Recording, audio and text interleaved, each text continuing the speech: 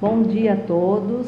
Estou aqui na Diretoria de Ensino de Sorocaba para gravar, esta orientação, esta formação ligada à educação especial. E o tema dessa orientação, dessa formação continuada, que é dirigida ao trio gestor das escolas, aos professores das salas regulares e aos professores da educação especial, ela tem como tema as adaptações curriculares e os seus aspectos teóricos e práticos. Então, esta formação continuada, que é dirigida então ao trio gestor, professores das salas regulares e professores da educação especial, tem como tema principal tratar sobre um assunto muito importante também para outro tema que nós estamos desenvolvendo e implementando na Diretoria de Sorocaba, que é o ensino colaborativo. Então, esta formação continuada tem como objetivo passar alguns aspectos teóricos e práticos sobre como construir as adaptações curriculares, para quem elas devem ser construídas. Então, agora eu vou passar o PPT, que nós temos aqui, que vai orientar esta formação continuada. Só um minutinho, que nós estamos todos aprendendo aí, gravar muitas coisas. Então, aqui está o PPT que vai nos ajudar a conduzir esta formação continuada. Então, como eu já falei, o público-alvo é o trio gestor das escolas, professores dos regentes das salas regulares e os professores da educação especial.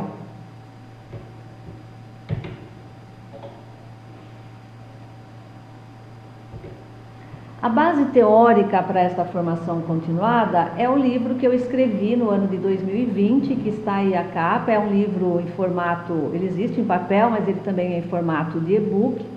Nós vamos disponibilizar depois no vídeo, nos comentários ou na descrição do vídeo, o link para um acesso direto, mas esse livro é encontrado facilmente na internet, colocando no Google, por exemplo, colocando o nome do livro e o nome da autora, que sou eu. Então, a base teórica para esta formação continuada é esse livro.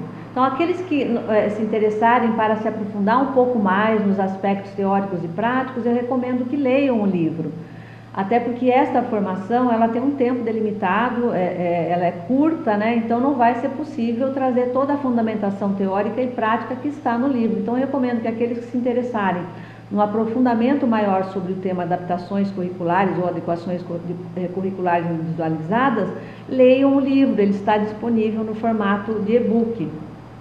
Em relação aos aspectos práticos, no final desse livro eu trago vários modelos, podemos dizer assim, de adaptações curriculares fictícias. Hoje eu vou apresentar só duas nesta formação, mas no livro temos mais algumas que podem também contribuir para o trabalho educativo dos educadores das escolas da Diretoria de Sorocaba. Então, inicio esta formação pontuando que eu pesquiso sobre adequações curriculares, pesquiso e também escrevo, tendo como fundamentação teórica a psicologia histórico-cultural da escola de Vygotsky. Então, o autor que dá base para os meus estudos, para a minha escrita, para o meu entendimento de como devem ser construídas as adequações ou adaptações curriculares é o Vygotsky. Isso é importante porque pode facilitar o entendimento de vocês, até porque eu vou citar alguns conceitos dos estudos de Vygotsky nesta formação continuada, já que o autor que eu sigo, que dá base teórica para os meus estudos e escrita sobre adaptações curriculares, é o Vygotsky, e a fundamentação da sua teoria, que é a psicologia histórico-cultural. Outra coisa que eu gosto sempre de pontuar é que eu, como formadora, no assunto adaptações curriculares, como uma das formadoras, eu sei que é difícil construir as adaptações curriculares individualizadas, principalmente para quem está começando, mas devemos lembrar que é um processo de desenvolvimento também para nós, educadores, aprender a construir as adequações curriculares. Mas também sempre gosto de pontuar que, apesar de difícil, é possível, pois na nossa rede estadual aqui da Diretoria de Sorocaba, nós temos vários professores das salas regulares de diversas disciplinas que já conseguem construir as adaptações curriculares ou as adequações curriculares. Uma outra coisa que eu gosto sempre de pontuar é a importância da teoria. Então, esta formação continuada vai trazer vários aspectos teóricos de como construir as adaptações curriculares, o que deve ter numa adaptação curricular para ela ser considerada uma adaptação curricular. Então, eu gosto sempre de citar uma frase que eu também coloquei nesse livro das adaptações curriculares, citando Saviani. Saviani diz assim: sem a teoria, a prática fica cambaleante, pode ficar cega. Qual é o papel da teoria? Explicitar a nossa prática, qualificar a nossa prática. E eu penso também que a prática pode contribuir bastante para nós transformar. Voltando, eu penso que a teoria pode contribuir bastante para que nós possamos transformar a nossa prática educativa, né? Porque teoria e prática devem andar juntas. Então, hoje eu vou trazer para vocês vários aspectos teóricos e alguns práticos também lá no final, quando eu vou apresentar 2 tipos de adaptações curriculares fictícias. Então, eu inicio esta formação dando sequência no início, né? O que significa para vocês que estão me ouvindo a educação especial na atualidade? E o que significa para você a educação inclusiva? Gosto sempre de pontuar que nós devemos ter muita clareza que educação inclusiva e educação especial não são sinônimos, né? Cada uma delas tem seu significado específico. Vou começar explicando o que é educação inclusiva. Nos documentos oficiais, quer sejam do Brasil ou os documentos internacionais, a educação inclusiva é a educação para todos, quer seja o aluno com deficiência, sem deficiência, com transtornos, sem transtornos. A educação inclusiva é para os alunos que estão na Fundação Casa, nas prisões, para os alunos indígenas, para os alunos quilombolas, para os alunos da educação de jovens e adultos, né? Então, a educação inclusiva é a educação para todos. Já a educação especial, na atualidade brasileira, desde 2015, desde 2013, a LDB delimitou quem são os alunos da educação especial. Então, 3 tipos de alunos pertencem ou são público-alvo da educação especial. Os alunos com todos os tipos aí de deficiência, os alunos com transtornos globais do desenvolvimento, sendo que o mais conhecido é o transtorno do espectro do autismo, e os alunos com altas habilidades de superdotação. São apenas esses 3 tipos de alunos que são alunos público-alvo da educação especial. Então, o papel da educação especial é oferecer serviços, né, atendimentos para esses 3 tipos de alunos, com deficiências, transtornos globais do desenvolvimento, do qual o mais conhecido é o autismo, e os alunos com altas habilidades de superdotação. Então, por isso que eu digo que não podemos confundir e achar que educação inclusiva e educação especial é a mesma coisa, porque não é. A educação especial pertence a esse amplo conceito de educação inclusiva. Então, a educação especial, ela pertence à educação inclusiva, assim como a educação nas prisões, a educação quilombola, a educação de jovens e adultos também pertence à educação inclusiva. Assim como a educação dos alunos que não tem nenhuma dificuldade para aprender, também pertence à educação inclusiva. Tá? Então, isso é muito importante de ficar pontuado. Aí eu sempre gosto de perguntar também nessa formação sobre adaptações curriculares, o que você que me assiste entende por atividades diversificadas e o que você entende por adaptação curricular, né? Nós vamos ver durante essa formação que eu gosto de pontuar muito, que existe uma diferença profunda entre aquelas atividades diversificadas, que às vezes a gente chama de adaptação curricular, mas elas não são. Depois dessa formação vai ficar muito claro que a atividade diversificada é uma coisa que não pode ser confundida com a adaptação curricular, porque a adaptação curricular, para ela ser considerada adaptação curricular, ela requer que sejam feitos alguns procedimentos, ela tem algumas premissas. Uma atividade para ser uma adaptação curricular precisa seguir algumas premissas, como nós vamos ver. Gosto de destacar também que o assunto, o tema, a construção, para quem nós devemos construir as adaptações curriculares? Alunos com deficiências e alunos com aprendizagem de dificuldade.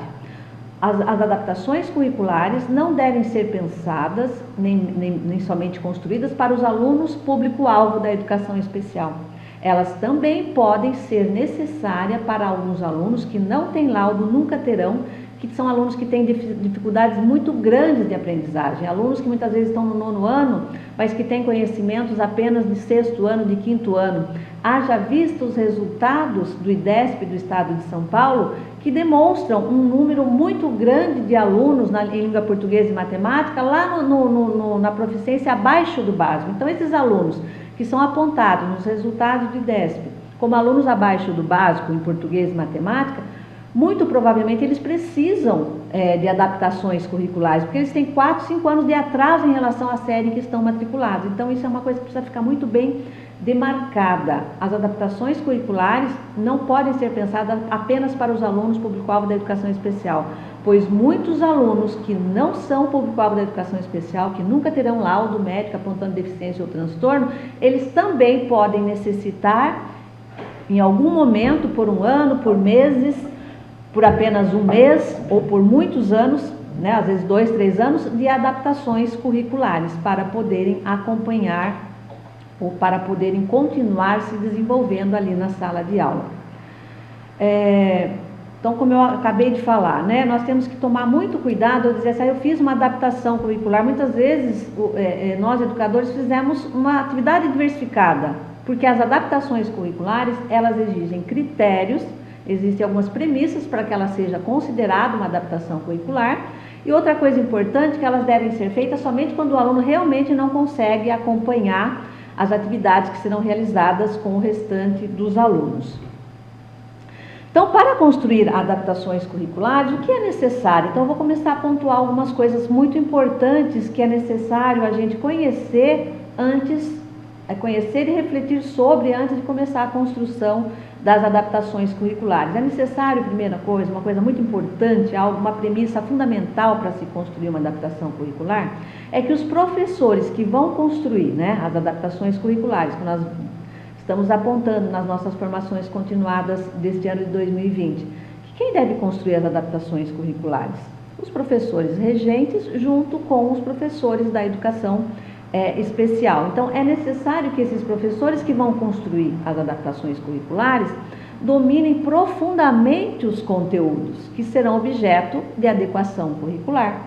É importante que domine o conteúdo, a sequência lógica, cronológica desses conteúdos, o grau de profundidade desses conteúdos, para daí sim começar a pensar em construir uma adaptação curricular, pois não há adaptação curricular sem o conteúdo, e sem o conteúdo que está sendo transmitido para o restante da turma, que acompanha sem problemas, que acompanha sem dificuldades. Então, vou passar aqui alguns pressupostos para uma atividade, um exercício, uma tarefa a ser considerada adaptação curricular. Primeiro, tem que ser essa adaptação tem que apresentar, essa adaptação curricular tem que apresentar o conteúdo que está sendo transmitido para o restante da turma que acompanha. Segundo, ela tem que incidir na área de desenvolvimento iminente ou próxima do aluno.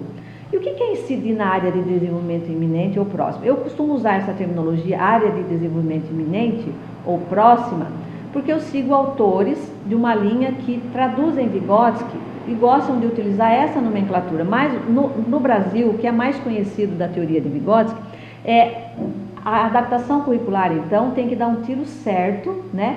Incidir lá na zona de desenvolvimento proximal ou próximo, que são conceitos que Vygotsky criou, né? Então, vocês conhecem mais isso, a ZDP. Então, eu uso essa terminologia por conta dos autores que eu sigo, mas a adaptação curricular, para ser adequada e eficaz, ela precisa dar um tiro certeiro, ela precisa incidir lá na zona de desenvolvimento próxima. Daqui a pouco eu vou explicar um pouquinho esses dois conceitos de Vygotsky, que são super importantes naquilo que eu defendo, que deve ser necessário para a construção de adaptação curricular. Outro pressuposto importante para uma tarefa, um exercício, uma atividade ser considerada uma adaptação ou uma adequação curricular é que ela deve estabelecer relação com aquele conteúdo, com objeto de conhecimento que já está sendo trabalhado com o restante da turma. E ter como finalidade provocar transformações psíquicas nos alunos, né? Produzir novas aprendizagens e novos níveis de desenvolvimento psíquicos.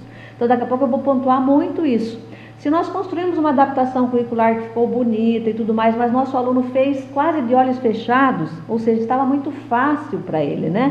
Então essa adaptação curricular não foi adequada porque ela não provocou transformações psíquicas, já que o aluno sabia fazer aquilo que estava na tarefa de adaptação curricular. Então, eu já expliquei, né, que eu uso a terminologia nível de desenvolvimento real e desenvolvimento iminente, mas o que é mais conhecido, e provavelmente aqueles que me assistem, conhecem mais os dois conceitos vigotskianos, dois conceitos que Vygotsky criou para entender como funciona a mente humana quando ela é colocada para aprender algo novo, né?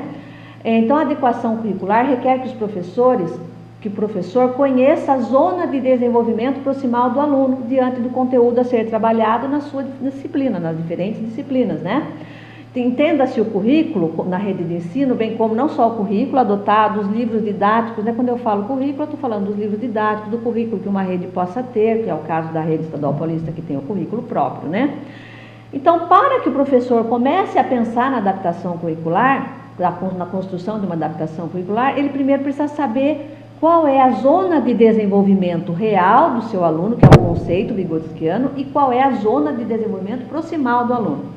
Então, o que é a zona de desenvolvimento proximal criada por Vygotsky, esse conceito teórico criado por Vygotsky? Vygotsky diz assim: a zona de desenvolvimento proximal é a distância entre o nível de desenvolvimento real, ou a ZDR, né, a zona de desenvolvimento real, ou seja, é a distância entre aquilo que o aluno já sabe fazer, que já está efetivado dentro dele, ele faz sozinho, que costuma determinar as tarefas que ele faz independente, né, de problemas, de forma independente, sozinho, os problemas, que ele já sabe resolver os problemas das tarefas de forma independente, e o nível de desenvolvimento potencial, aquilo que ele está prestes a aprender, né?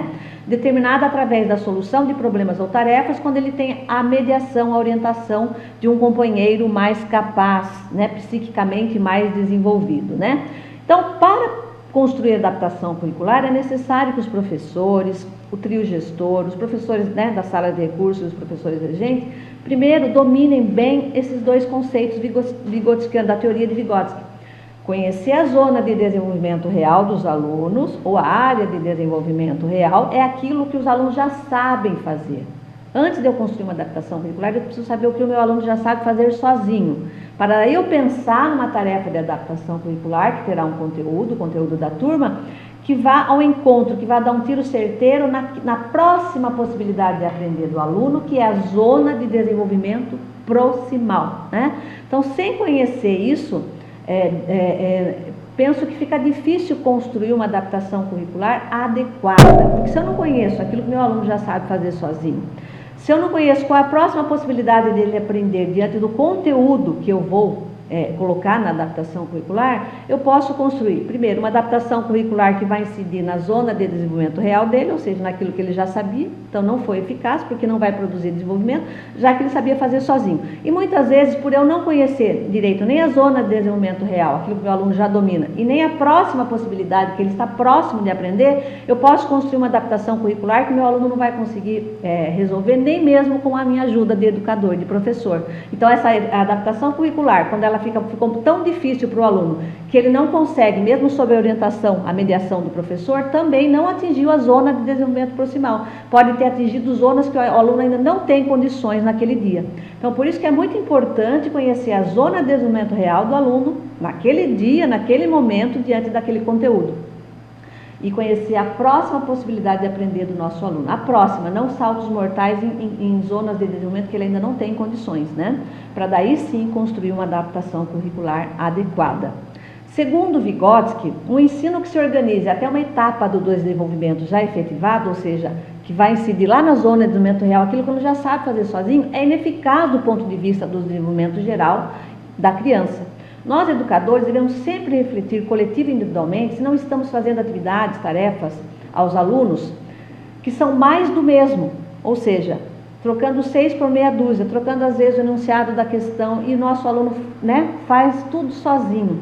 Muitas vezes nós ficamos felizes quando damos uma tarefa e o nosso aluno faz correndo, sem dificuldade nenhuma. Diante da teoria de Vygotsky, da teoria vigotskiana, e principalmente em relação ao conceito de zona de desenvolvimento real e zona de desenvolvimento potencial proximal, essa tarefa que o nosso aluno fez correndo, feliz, sozinho, não foi produtiva, porque ela incidiu em áreas do desenvolvimento que ele já tinha desenvolvido, né? Nós precisamos sempre trazer a tarefa, as atividades que tenham um nível de dificuldade que, com mediação, o nosso aluno vai fazer. Aí sim poderá produzir novas aprendizagens e novos níveis de desenvolvimento.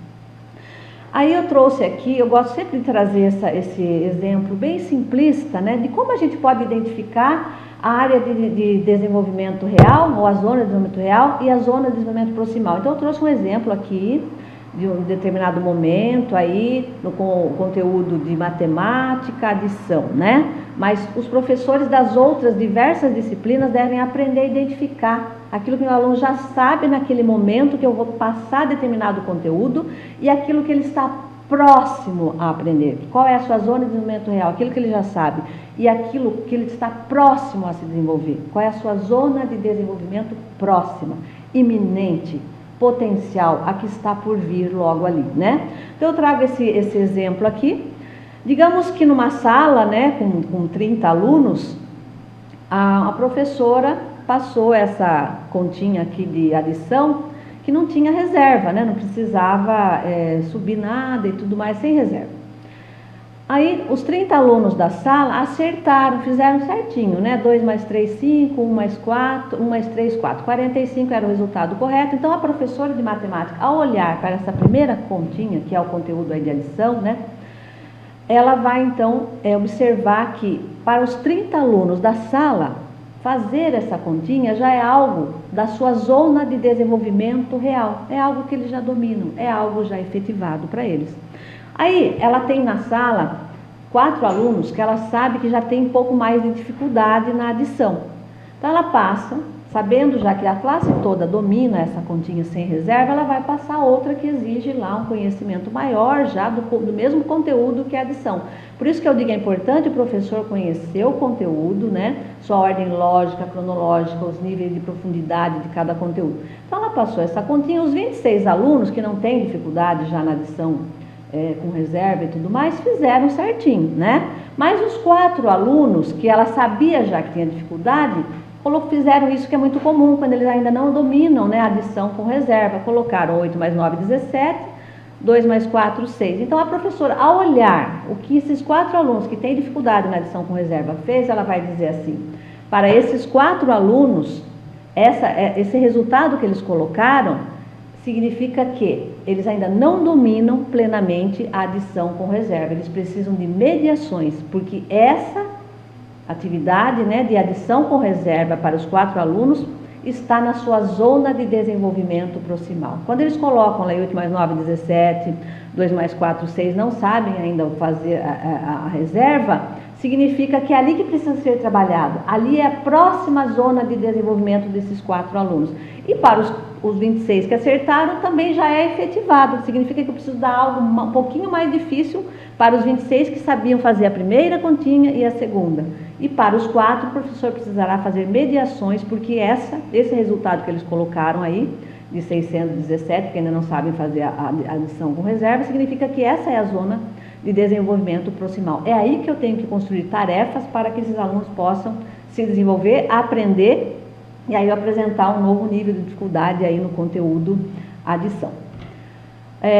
Outra coisa importante é que os educadores, para construir uma adaptação curricular, quando eu falo que eles têm que conhecer muito bem a zona de desenvolvimento real e proximal do aluno, naquele dia, naquele momento, naquela semana, naquele mês, diante do conteúdo que vai ser ensinado na sua disciplina, eu quero dizer o seguinte: nós precisamos conhecer essas duas zonas aí, 2 conceitos de Gotskiano, de zona de desenvolvimento real e proximal. Por quê? Se eu não conheço, eu posso também fazer algo como eu já tinha explicado, né? Eu posso construir adaptações curriculares que o meu aluno não tem condições de fazer, e não é má vontade dele.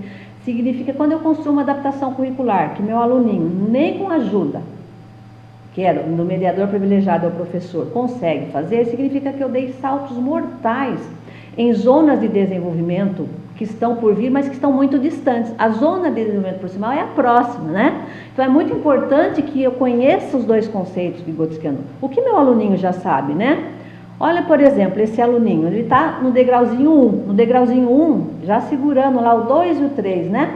O degrauzinho 1 para esse aluno significa que é a zona de desenvolvimento real dele. Ele já sabe fazer muito bem tudo que eu der ali nos conteúdos que envolva a zona de desenvolvimento real dele no degrauzinho 1, ele sabe. E ele está quase querendo colocar o pezinho no degrauzinho 2. Então, eu tenho que construir uma atividade de adaptação curricular que vai incidir no próximo degrauzinho do conhecimento psíquico que ele está prestes a conhecer na minha disciplina, que é o degrauzinho 2. Se eu construir uma adaptação curricular tão difícil que ele não consegue resolver com mediações, significa que eu sabendo, não sabia nem que ele estava no degrau 1, aí eu vou construir uma adaptação curricular lá para o que incidiria lá no degrau 5. Ele não tem condições de fazer, e não é má vontade dele. Não é porque o meu aluno não quer pensar, é eu, professor, que não conhecia sequer a zona de desenvolvimento real que ele estava, e por não conhecer, eu produzi uma adaptação curricular que vai incidir lá no degrauzinho 4. Ele não tem como fazer, não é má vontade do nosso aluno, né? É porque o professor não conhece como funciona a mente humana. A mente humana precisa sempre de mediações dentro da teoria vigotskiana para que ela vá aprendendo novas coisas e produzindo novos níveis de desenvolvimento. Então, para esse menininho aqui da escada, eu precisaria construir uma adaptação curricular para o degrauzinho 2, que seria a sua próxima zona de desenvolvimento, a ZDP, Zona de Desenvolvimento Proximal dele, porque eu estou vendo que a ZDR dele é o degrauzinho 1, a Zona de Desenvolvimento Real, que ele já sabe fazer sozinho. Agora eu vou passar rapidamente alguns critérios, né, que nós devemos levar em conta quando vamos construir uma adaptação curricular. Primeiro, o diagnóstico. Eu costumo chamar um diagnosticão aí das necessidades especiais específicas do nosso aluno. Quem é esse aluno? Conversar com a família, o que ele já sabe na aula de português, o que ele já sabe na aula de matemática, o que ele já sabe na minha aula de ciências. Ele participa da aula, ele gosta de ver, sempre aprende mais com imagens, sem imagens, gosta de participar. Enfim, um diagnóstico bem grande sobre esse aluno, tanto dentro da escola como fora. Feito isso, o professor das diversas disciplinas vai fazer uma avaliação diagnóstica que vocês conhecem também como sondagem, né? Como está o meu aluno no dia 20 de março do ano de 2022 na disciplina de Geografia, né? Ele sabe ler com fluência? Ainda não. Conhece informações, sabe localizar informações implícitas ou só as explícitas. Então, a avaliação diagnóstica dentro da minha disciplina naquele momento, né? E relembrando que a avaliação diagnóstica ou sondagem deve ser sempre feita, não é para fazer só no começo do ano ou no começo de cada bimestre, sempre. Toda vez que meu aluno aprendeu algo novo, seria o momento de eu diagnosticar o que ele está prestes a aprender, aquilo que ele está, a sua próxima zona de desenvolvimento, né? Então, primeiro o diagnóstico geral do aluno dentro e fora da escola, uma avaliação diagnóstica dentro da disciplina, que essa avaliação diagnóstica ou sondagem deve ser feita continuamente durante o ano letivo, né? O terceiro passo aí para a gente construir uma adaptação curricular é, depois de feito tudo isso, eu vou olhar para o currículo, o que eu vou apresentar, o que eu vou trabalhar com o restante da turma que acompanha nesta semana. Vou lá no currículo do Estado de São Paulo, vou no livro didático e falo, vou trabalhar isto. Aí sim eu tenho que pensar, diante desses conteúdos que eu vou trabalhar com a turma toda que acompanha, que adaptações curriculares eu vou fazer para o meu aluno, meus alunos que não estão acompanhando, utilizando este conteúdo e utilizando os conhecimentos que eu tenho dos meus alunos. Qual é a zona de desenvolvimento real deles, qual é a zona de desenvolvimento potencial deles na minha disciplina. Depois de feito tudo isso, o professor vai realmente começar a preparar as atividades, né? Já viu o conteúdo, já conhece a zona de desenvolvimento real e proximal dos alunos, né? Já identificou ali que conteúdos ele vai trabalhar com a turma toda, para daí começar a construir as adaptações curriculares, vai escolher qual metodologia vai ser utilizada, qual é a sequência didática para a adaptação curricular, vai ser uma atividade só, várias, o tempo, etc.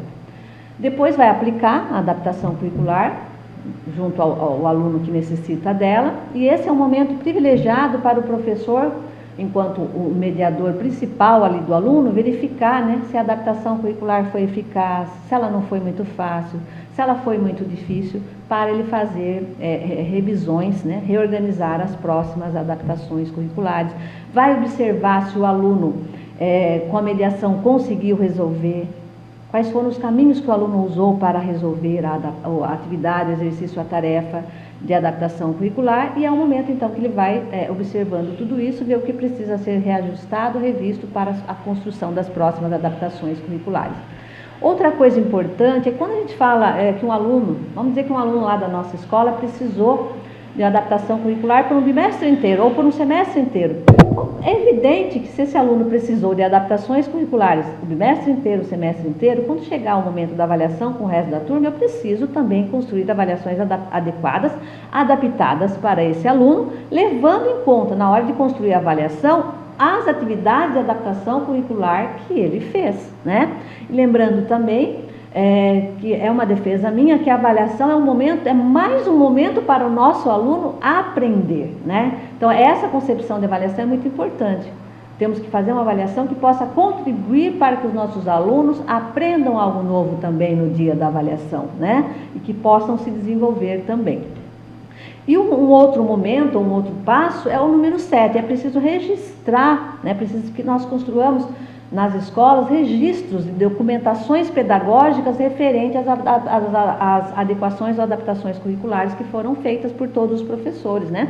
Hoje aí com o nosso desenvolvimento tecnológico é importante que essa documentação pode ser toda online, até para que vários professores possam acessar as adequações que os outros colegas fizeram para ir aprendendo cada vez mais, né? Então, os registros e a documentação pedagógica referente às adequações curriculares são muito importantes e as escolas precisam guardar, até mesmo para acompanhar o desenvolvimento dos alunos que necessitaram das adaptações ou adequações curriculares. É uma pergunta muito importante que sempre surge quando a gente trata do assunto construção de adaptações curriculares, é quem deve saber construir as adaptações curriculares? A resposta é algo que eu já disse durante essa minha apresentação. Quem deve saber construir as adaptações curriculares nas escolas? Os gestores, sem dúvida nenhuma, porque os gestores serão aqueles que vão acompanhar, ajudar, ensinar os professores, né, a aprender a se desenvolver no sentido de construir adaptações curriculares. Então, quem deve saber construir as adaptações curriculares?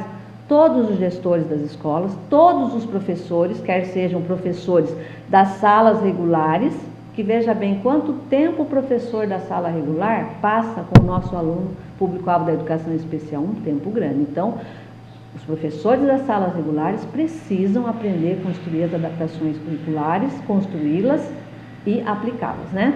Professores do atendimento educacional especializado, ou seja, os professores da educação especial, todos também devem aprender. E professores desde a educação infantil e ensino médio precisam aprender a construir as adaptações curriculares.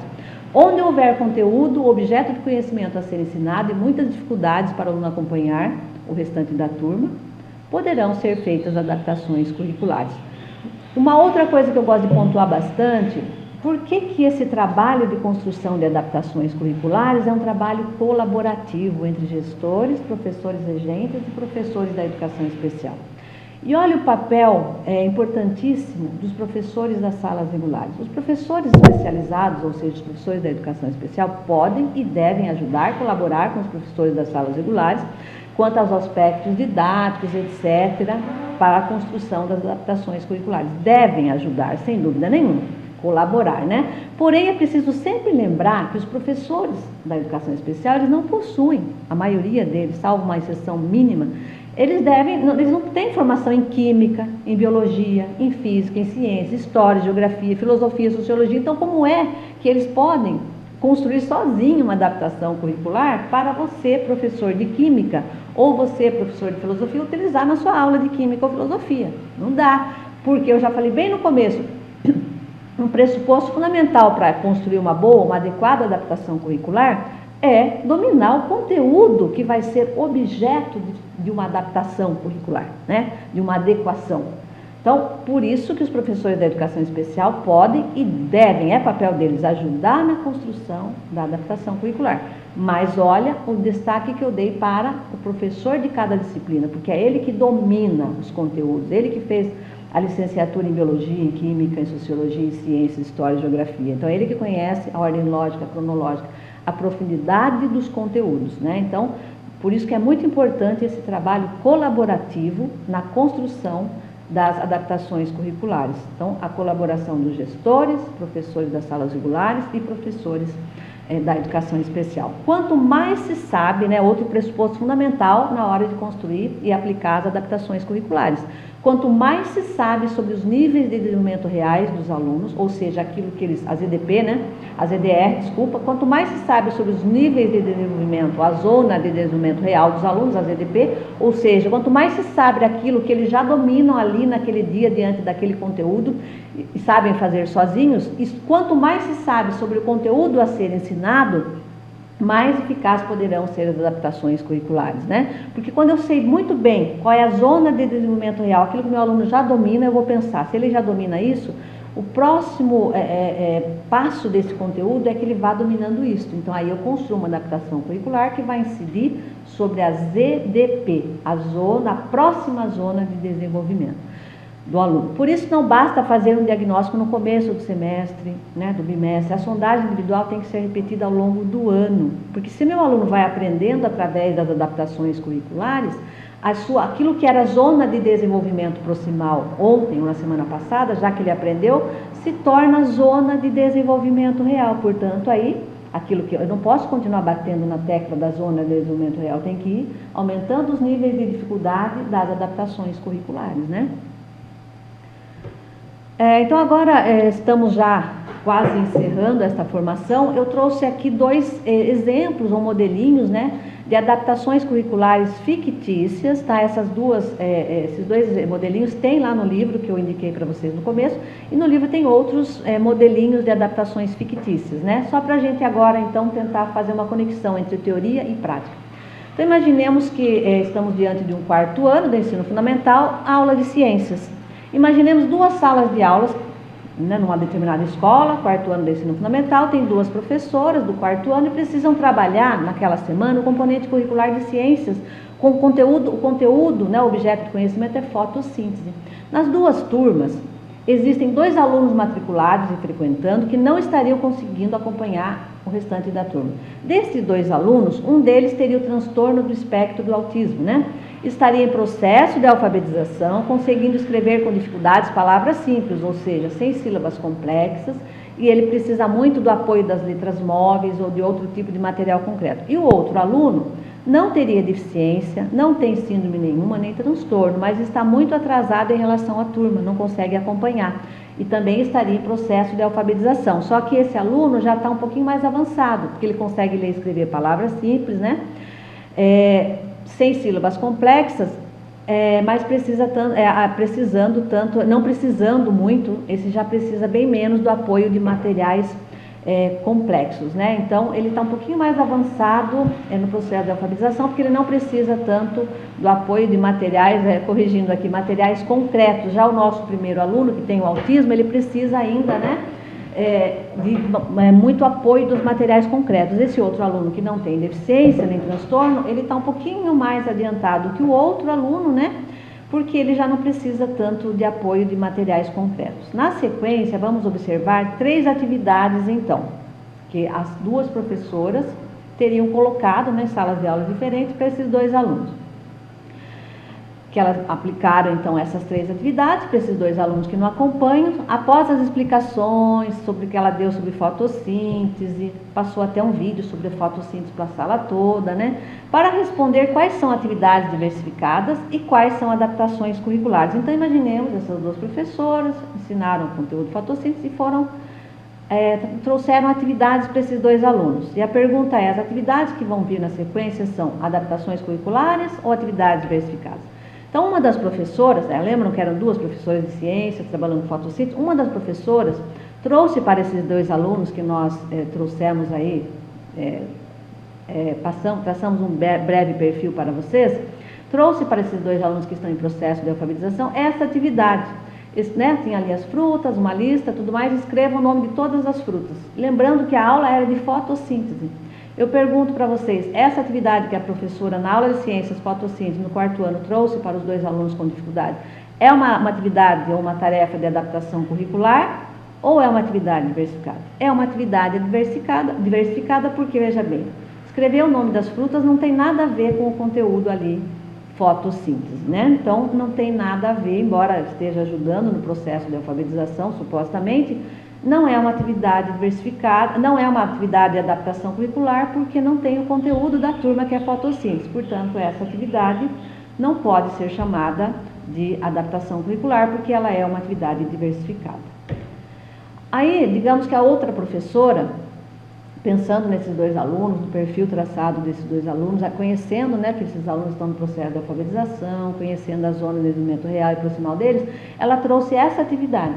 Aí a pergunta é, essa atividade é adaptação curricular ou atividade diversificada? A atividade é a seguinte: complete as palavras observando o texto e a imagem sobre o processo de fotossíntese na apostila ou livro didático. E aí a professora tinha apresentado essa foto aqui sobre a fotossíntese, né? Utilize as letras do alfabeto, letra de forma maiúscula, para completar as frases. Aí a professora colocou as letras do alfabeto ali para ajudar os alunos, né? E esses alunos então iriam completar essa frase que traz tudo aí sobre alguns detalhes que ela já tinha explicado sobre a fotossíntese.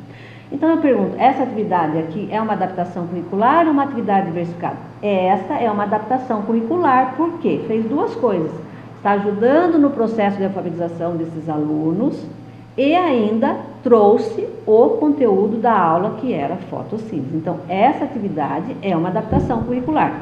Aí essa segunda professora também trouxe mais uma atividade.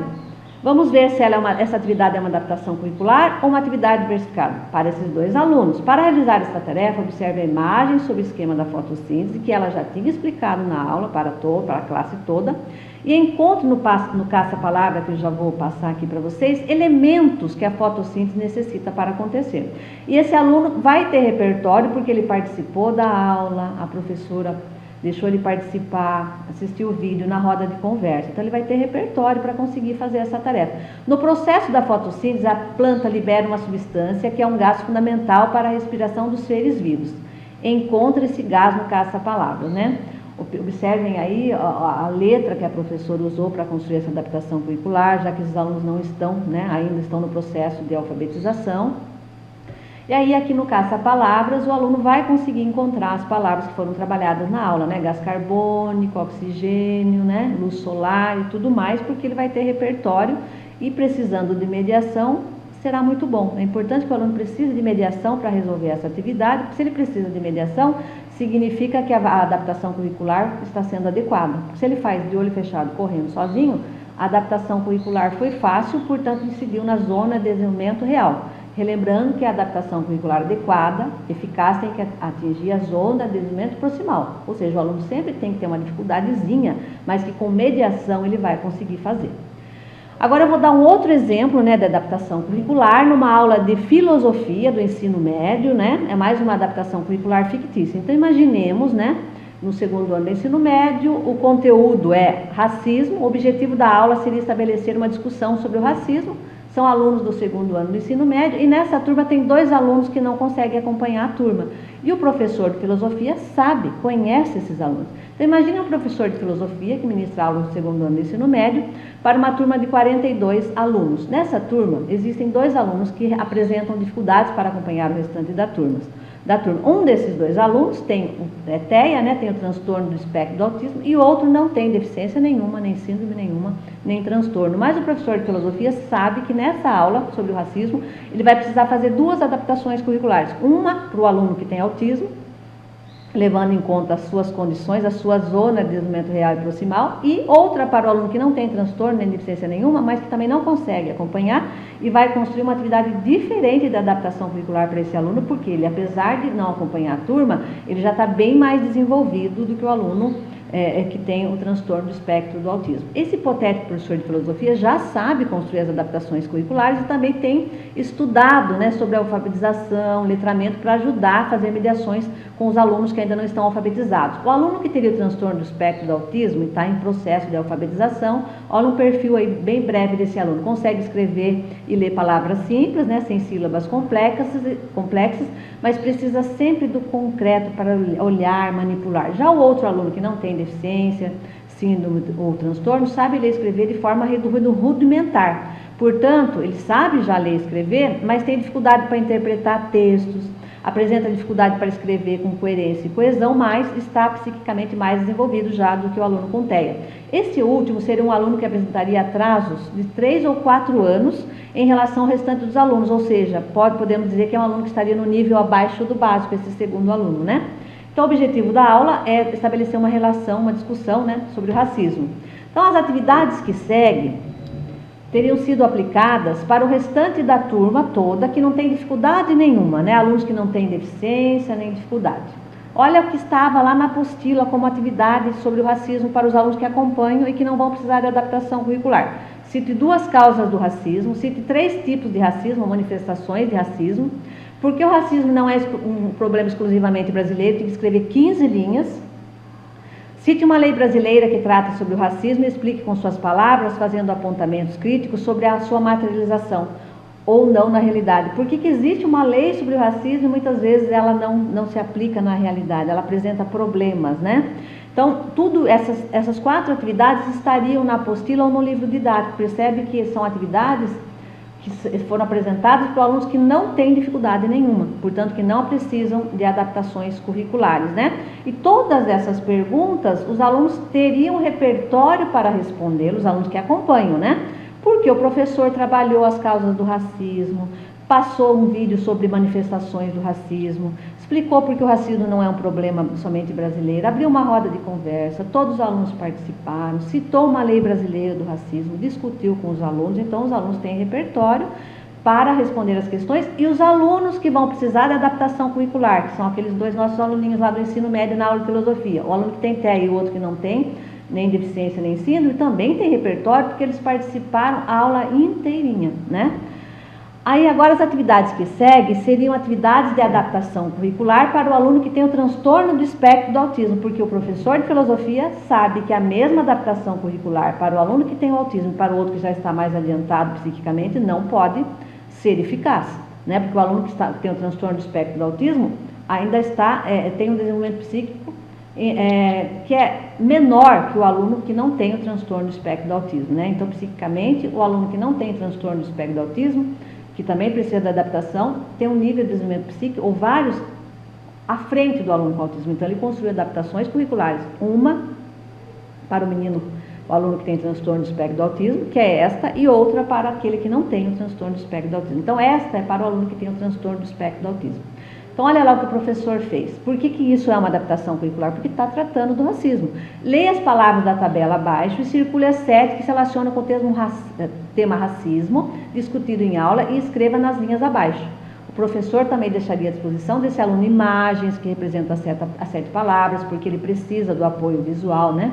Então, ali o professor colocou um banco de palavras. Água, ele vai escrever circular 7 palavras que se relacionam com o termo racismo. Água.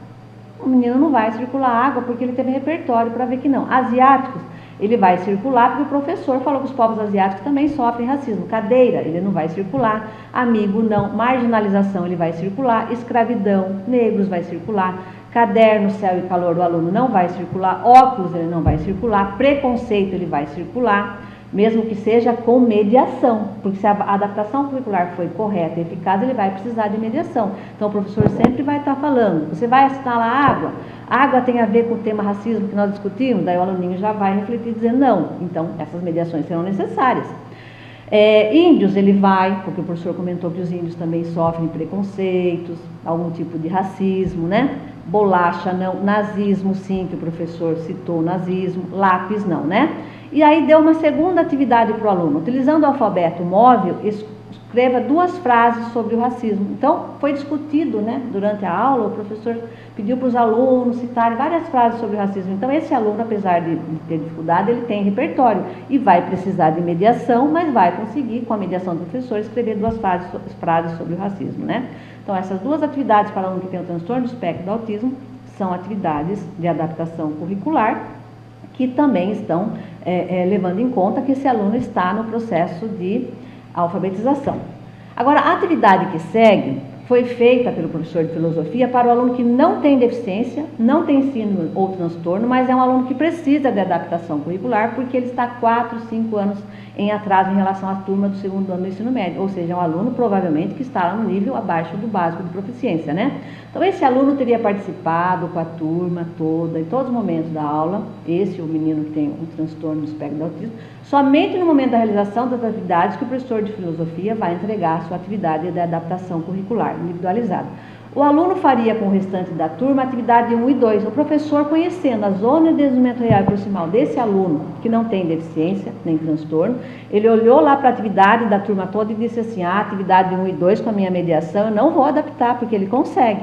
Mas a atividade 3 e 4, que era mais difícil, aí sim, no lugar da atividade 3 e 4, que o restante dos alunos estavam fazendo, o professor vai então propor adaptações curriculares. Mas olha que importante conhecer a zona de desenvolvimento real e proximal dos alunos. O professor de filosofia olhou para a atividade 1 e 2 da apostila, que o restante da turma estava fazendo, e disse assim: com mediação, apesar das dificuldades, esse aluno vai fazer a 1 e a 2, com a minha mediação.